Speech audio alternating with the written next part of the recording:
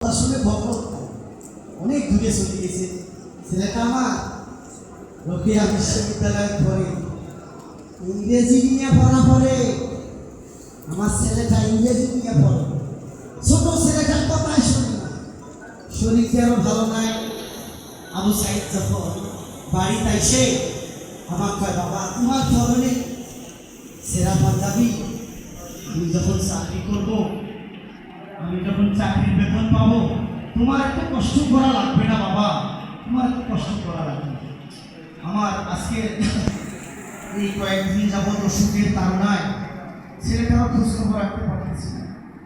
শুনতেছি দেশে কি আন্দোলন, গোটা আন্দোলন শুরু হয়েছে, ছেলেটার খোঁজও দিতে পারছি না। সকাল থেকে ফোন দেই, ছেলেটা আমার ফোন রিসিভ করতেছে না, শুধু ব্যস্ত। দেশটার কি হালত।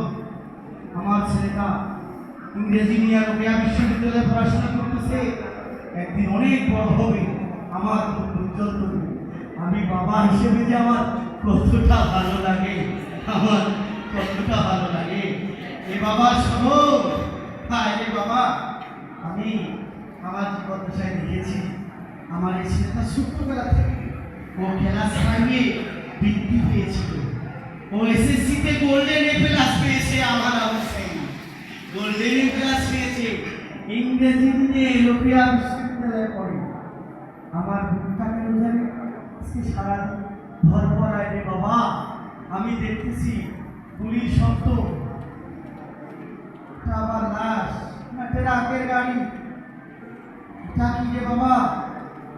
আমার আবু সাইদের মধ্যে চাকরি হবে, এজন্য ট্রাক আসতেছে। এটা কি? এটা কাল লাশ। কে বাবা, এটা কাল লাশ? তোমরা আবু সাইদের বন্ধু না? এটা কাল লাশ। আমার আবু সাইদ কোথায়?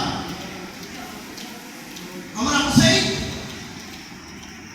কাল লাশ। কে বাবা, এটা কাল লাশ? কে এটা? আমার আবু সাইদ কোথায়?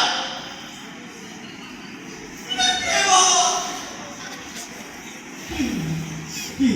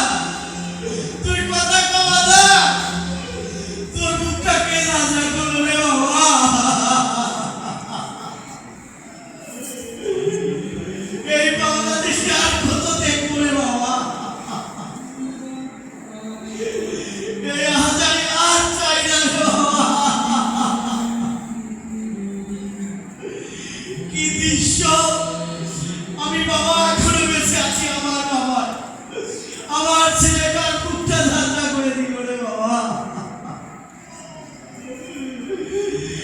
কি দৃশ্য রে বাবা।